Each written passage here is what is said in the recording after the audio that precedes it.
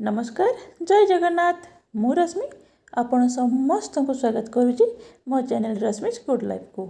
आज रेसिपी मसूर दिया चिंगुड़ी डालमा। तो टेस्ट तो कहबी बहुत बढ़िया। तो चलते स्टार्ट करवा आज रेसिपी। तो तापाई कि मुझे पानी बॉयल पाई छाड़ी देती।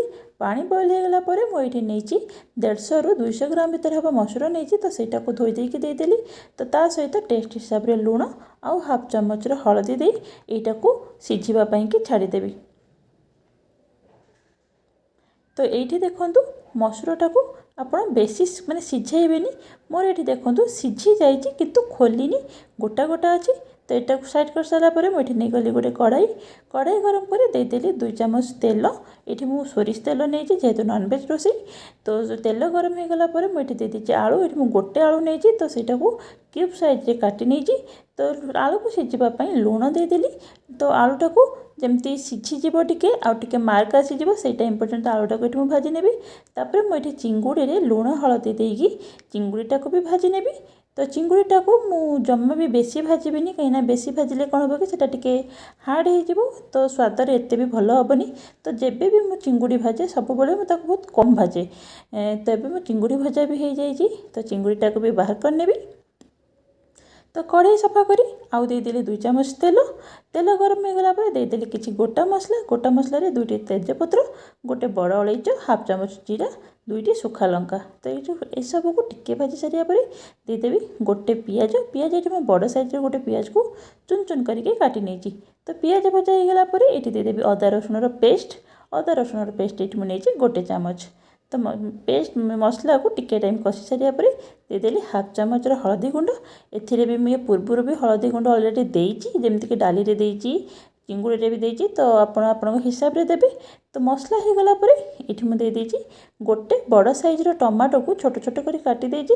ता सहित देदेची लुण टमाटो सिझापी आ टमाटो को भल से माने मसला रे जेमती सिझीज मसला कषि हो से टाइम पर्यंत ये मसला को कषि नहीं।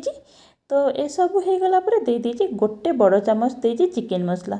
आउ ये किसी भी मसला देनी आउ ये मो राग भी देनी। आप देखिथे जेहेतु मोर घरे छोट पिला अच्छी सी भी खाइब। तो राग आपण पसंद रे कम बेसी करके दे पारिबे। तो सब भलसे हो गला पर ये मो आलू चिंगुड़ी ता सहित जेहेतु मटर सीजन चलती तो नहीं जाइए किसी मटर। तो ये सब को भल से 2 ରୁ 3 मिनिट पे कषि नवा जमीती कि मटर भी सिझीज आलू भी जी कंचा थी जो टिके टिके तो सहीटा भी सिझीज आ सब फ्लेवर भल से आलू मटर चिंगुड़ी भितर रही। तो से टाइम पर कषिदबा 2 ରୁ 4 मिनिट पे। तो ये सब भल से कषि हो गला पर एबे देदेवी जो मोर डाली सिझेकी रखी थी एबे से डालीटा को देदेवी। तो जो मुझे कही डालीटा को पूरा सिझाइबेनी टिके टिके जमती गोटा थी सेमती रखिथे कहीं ये टाइम रे जो कषा हम आ बाकी जी डाली जी टाण थी तो ये टाइम रे सीटा भल से सिझीज और मिसी भी जीव। तो पानी आपण माने एडजस्ट करके कम बेसी करके दे पारिबे सेटा आपणकर पसंद। तो एबे एटा को घोड़े की छाड़देवी आउ 4 ରୁ 5 मिनिट पाई। तो देखंतु ये मोर डालमा पाखापाखी हो गला आ या तो बास्ना बहुत बढ़िया आसला और टेस्ट भी बहुत बढ़िया। तो एबे देदेवी हाफ चामच गरम मसला आउ फ्रेश धनिया पत्र। बस एबे मोर ये चिंगुड़ी डालमा बनी कि एकदम रेडी हो जाइए। एबे एटा को घोड़े की छाड़देवी आउ 5 ରୁ 10 मिनिट पाई। तो देखंतु केमती दिसुची भल दिसुची ना।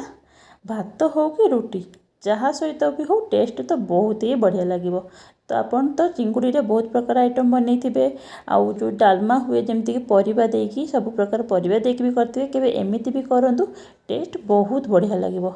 तो आशा करूँगी आज भिडियोटी आपण मानक भल लगी। जदि वीडियो भल लगी थाए वीडियो को गोटे लाइक करेंगे। चैनल नुआ थे चैनल को निश्चय सब्सक्राइब करदेवे और मत कमेंट कर जनइबे आज रेसिपी आपण मानक केमती लगिला। रही जय जगन्नाथ।